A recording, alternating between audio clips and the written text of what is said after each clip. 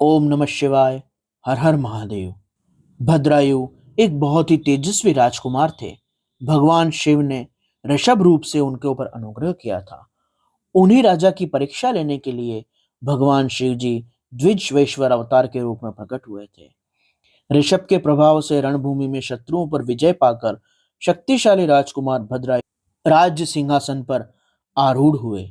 तब चंद्रांगद तथा रानी सीमंतिनी की बेटी सती साध्वी कीर्तिमालिनी के साथ उनका विवाह हुआ। किसी समय भद्रायु अपनी धर्मपत्नी के साथ वसंत ऋतु में वन विहार कर रहे थे। दोनों पति पत्नी का यह नियम था कि जो भी शरणागत हो उसकी वह रक्षा करेंगे और पालन करेंगे।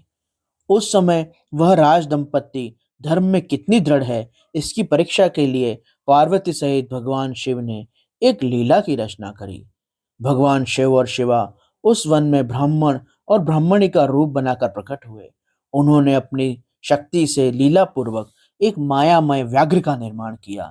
फिर वे दोनों भय से विहल होकर उस व्याघ्र से थोड़ी दूर रोते चिल्लाते भागने लगे और व्याघ्र उनका पीछा करने लगा। राजा ने उन्हें इस अवस्था में देखा। वह ब्राह्मण दंपत्ति भयभीत थे और विहल होकर महाराज की शरण में थे और इस प्रकार कह रहे थे, महाराज, हमारी रक्षा कीजिए, रक्षा कीजिए। यह व्याघ्र हमें खा जाएगा।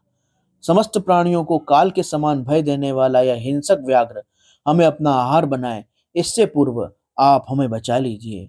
उन दोनों का यह करुण क्रंदन सुनकर महावीर राजा ने जैसे ही धनुष उठाया, त्यों ही वह व्याघ्र तीव्र गति से वहां पर उनके निकट आ गया और उसने उस ब्राह्मणी को पकड़ लिया। वह ब्राह्मणी हा नाथ कर कर चिल्लाने लगी, इस प्रकार विलाप करने लगी। व्याघ्र बड़ा भयानक था। उसने ब्राह्मणी को अपना ग्रास बनाने की चेष्टा की। तब उस भद्रायु राजा ने अपने बाणों से उस व्याघ्र पर प्रहार किया, परंतु बाणों से उस व्याघ्र को तनिक भी व्यथा नहीं हुई और वह ब्राह्मणी को बलपूर्वक घसीटकर तत्काल ही दूर चला गया।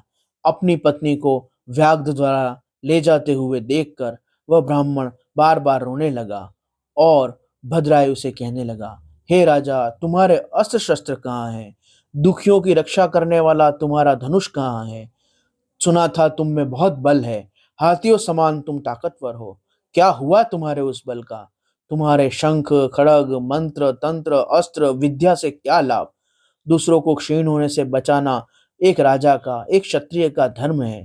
धर्मज्ञ राजा अपना धन और प्राण देकर भी शरण में आए हुए सुरक्षा की मांग करते हुए दीन दुखियों की रक्षा करता है। जो पीड़ित लोगों की प्राण रक्षा नहीं करते, ऐसे लोगों का जीना व्यर्थ है। उनके जीने से अच्छा है कि वह मर ही जाएं। इस प्रकार ब्राह्मण रूपधारी शिवजी की इस वाणी को और विलाप को सुनकर वह राजा शोकमग्न हो गया और चिंतित हो गया।